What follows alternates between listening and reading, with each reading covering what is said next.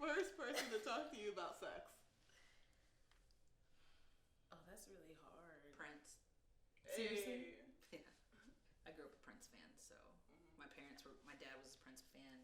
You know, like I was the kid in 3rd grade singing Get Off where everybody else was singing like, you know, New Kids on the Block stuff. Yeah. So Probably the first recollection I have was when I was 12 and I asked my mom what would she do if I got pregnant, and then she was like, oh, I'll just take it to the doctor. And I was just like, okay, so you're the person I can come to when I talk about when I use this. I feel like I came up in an age where like cable television and everything was like growing and blossoming. So like we definitely had access to some explicit content as children that we probably like BET Uncut. BET Uncut, like all of those type of things. I didn't really talk to my parents all about sex. Like even like my intro to like birth control, like my mom figured out like I'm about to go to college, and I guess she just was like, all right, well, college equals you might have sex, so we did do this. Like I was like half asleep. My mom's like, yeah, we're going to the GYN at 1. I'm like, okay. Then I'm like, GYN?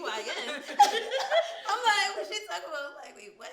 And at that point, I only had sex one time. Like, so I'm just like, all right, this is definitely prep for college. So she don't think anything, so whatever. And then even they were just like, you're going to take this, and that's that. Like, it wasn't like, I want you to prepare, or I don't want you to get pregnant because, blah, blah. It just was like, all right, so which one can she get? She get this one? Okay, cool. Which one do you want out of those? All right, cool. So you touched on like, you spoke about your mom and how you had that openness in your house, right?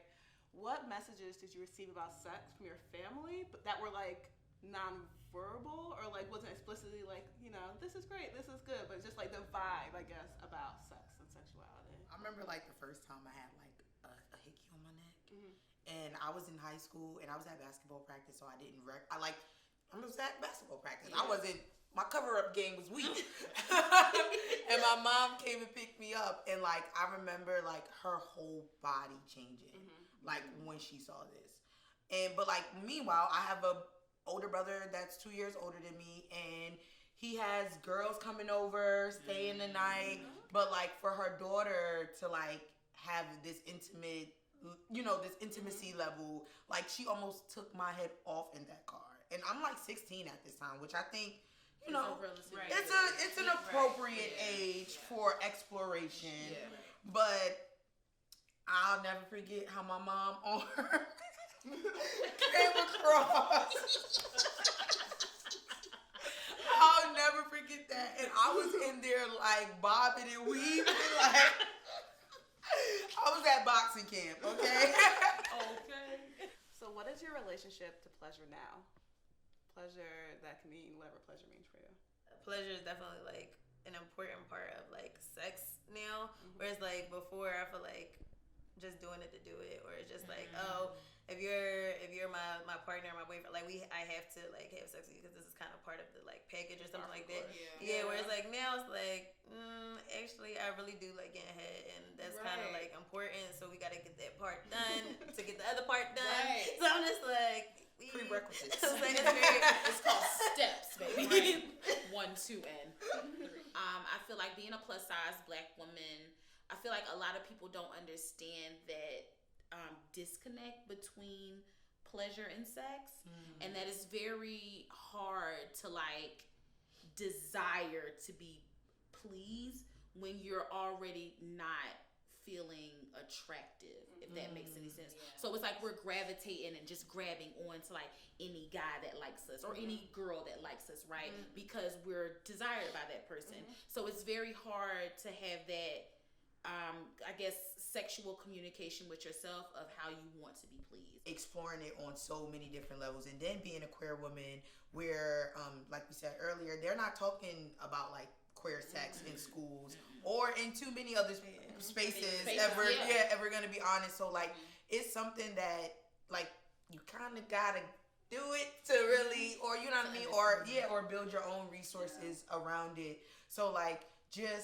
and it's a lot of labels in the queer community, like, oh, if you're a femme or you're a stud or you're, you know, you're masculine presenting, these are your do's and these are your don'ts. So like breaking out of like some of those stigmas and just being like, oh, it's okay for me to be like masculine presenting and still like to be penetrated. And I hate to say like it mirrors like some of the heteronormative you know things, but like you see that, right? Like because like oh, you're the masculine one, so like you can't like penetration, or you can't like nothing soft. And I'm just like, no, but I like to be cuddled after sex, and I like to be held, and like those are things that I find pleasure in. I talked about this with my friend recently. I'm like, I don't feel like that makes me weird, but I'm like, I don't necessarily need to be penetrated to like be pleasured. I'm like, honestly, sometimes like it's really the connection. A lot of people you don't have that with, so it's just like now I feel like we're just doing it to do it. Like it's just like. What are we here for? Like, what are we doing here? If you had a question about sex, who would you go to? Like Google first. Like, who's your first stop? Your friend, Google, your pastor? I don't know. So I feel like as soon as something happens, I'm like, let me check this out. Like, so I search it real quick. I'm like, Google, read a couple things. I'm like, all right, pretty consistent. Then I'm going to answer. Then I check with Google first. Like, nah, I'm good. And I'm Google queen too. Like I'll probably start with Google, but it depends on like what type of sex question it is. Like if it's like an anatomy type sex question, or is it like should I do this freaky shit tonight type question? How attractive do you feel right now in your life? Oh, well, somebody just asked me for my number, so big. Sorry, that just came out. Period. Period. But even I think I had to talk myself to get up to that moment. Versus now, I feel it inside. Like it's like, oh, okay, so you don't want to talk to a fat girl? Fine, your mother's ugly too. So you know what I'm saying? Like, but whatever. But the point that I'm saying is, the point that I'm making is, I feel like the sexiness is internal. It's not the oohs and the eyes and the you got a fat ass, like things like that. Like it's internal. I feel like I also feel comfortable with myself, and I feel like as I became like comfortable with me, I'm like, oh, I'm actually a pretty dope person. Like I'm like, wait, I'm kind of cool. Like, and I feel like maybe sometimes people are too humble, or maybe we feel like we're just getting, I don't know, like maybe we're just doing what we're supposed to do because we have a lot of outside pressures too. Like we're coasting, but really we're exceeding, and we don't realize it. So I feel like there was a long time where I felt like I wasn't where I should be in my life, and I feel like we also just put pressures on ourselves, like 25, married, kids, house. I'm gonna be making this much money, like, and it's just like that's not the reality. Right. So once I feel like I started being realistic with myself and like life, I'm like, oh, like you funny, like you're cool, like I'm like you actually